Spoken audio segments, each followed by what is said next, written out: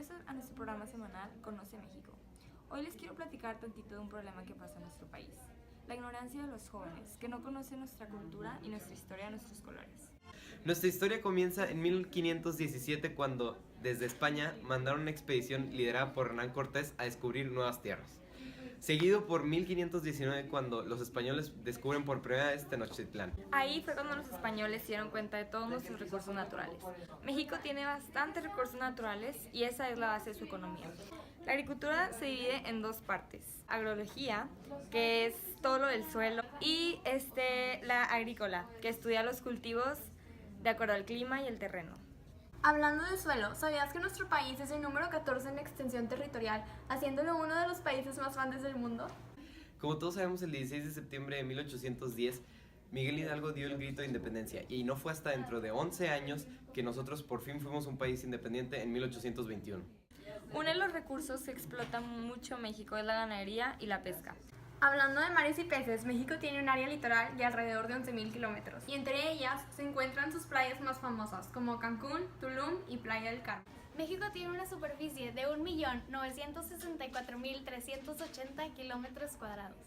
En 1824 se creó la primera constitución mexicana en la que se establece a México como una república federal, y en 1855 se crearon las leyes de reforma. México colinda con uno de los países más importantes del mundo, Estados Unidos. Esta frontera es muy importante, ya que gracias a ella se dan muchas importaciones y exportaciones. México también colinda con Belice y Guatemala al sur del país.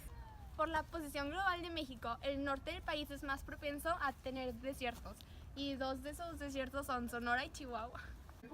El 5 de mayo de 1862 se dio la batalla de Puebla, y un año después se crea el Segundo Imperio Mexicano.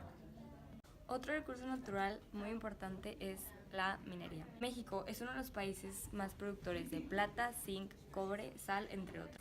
En 1867 comienza el Maximato, y 10 años después, en 1877, comienza una de las etapas más importantes en la historia de México, el Porfiriato. El estado más poblado de México es el Estado de México. Y la edad promedio de un mexicano es de 26.6 años. México es vasto en recursos naturales. Esto es gracias a su variedad de geología: bosques, montañas, desiertos y playas. Los siguientes años fueron muy importantes en la historia de México, ya que en 1910 inició la Revolución Mexicana, en 1913 ocurrió la famosísima Decena Trágica y en 1917 se hizo una nueva Constitución mexicana. La lengua indígena con mayor hablantes es el náhuatl. México colinda con el Océano Pacífico y el Golfo de México. La tasa de crecimiento demográfico es de 1.3% en cambio anual. Y la esperanza de vida es de 76.2 años. ¿Sabías que la población de México en 2016 aumentó a 127.5 millones de habitantes? Ok, en 1926 comenzó la Guerra Cristera y en 1929 fue un momento muy importante para el México de hoy en día, ya que se comenzó el partido que hoy se le conoce como el PRI. México es el único país norteamericano que forma parte de Latinoamérica.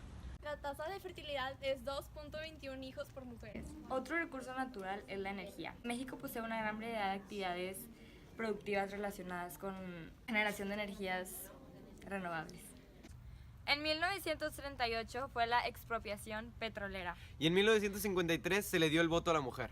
En 1968 fue la matanza de Tlatelolco, un evento muy trágico para todo México. Un 19 de septiembre de 1985 ocurrió el terremoto en México. Y en 1992 se firma el Tratado de Libre Comercio entre México, Estados Unidos y Canadá. Y 8 años después, En el 2000, después de tener muchos años al PRI, gana el PAN con Vicente Fox. ¿Qué te hace ser mexicano? de no rendirse nunca, es querer a tu país, Son nuestras costumbres, Gastronomía. mi cultura. toda nuestra historia que nos cuenta como personas. ¿Cómo crees que se percibe México en el extranjero? Andamos a caballo. Tacos, gente floja, Que tenemos sombreros, que tomamos cerveza. que es un pueblo. Llega un francés y me pregunta, oye, disculpa, ¿tú eres de México? Yo le digo, sí. Y luego me dice, oye, ¿y es verdad que andan a caballo? Digo, pues no, la verdad, también vivimos como ustedes y comemos la misma comida. Y así.